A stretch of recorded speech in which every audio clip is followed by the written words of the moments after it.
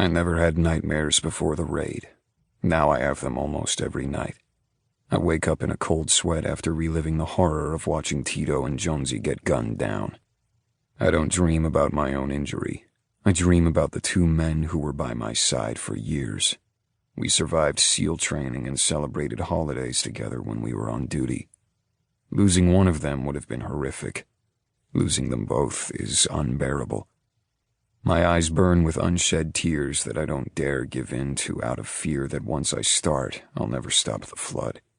Tito, Jonesy, Ava.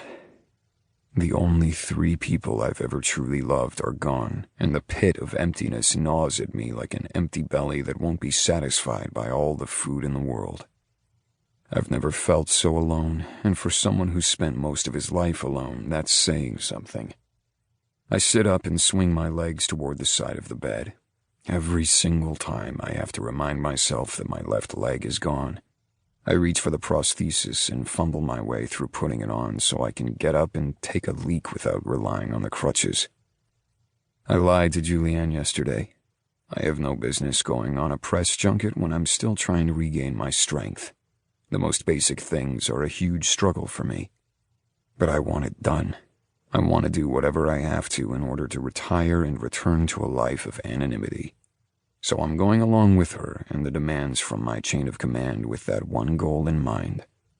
I've graduated from physical therapy. They've done what they can for me, and the rest, as they said, is going to take time. My doctor told me it could take a year to fully recover from the infection that nearly killed me.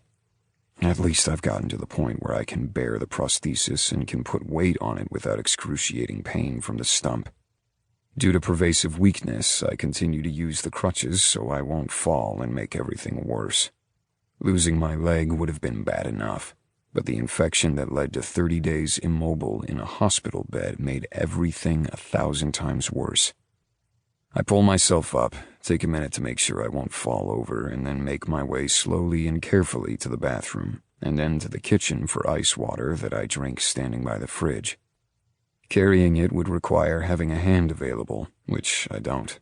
Muncie got me a water bottle with a handle, but that's in the bedroom, and it would take too much effort to get it.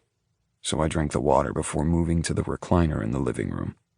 I turn on the TV, looking for something mindless to help pass the time until dawn. This has become my routine since the nightmares started. Once I'm awake, there's no going back to sleep, so I don't bother to try anymore. I yearn for Ava.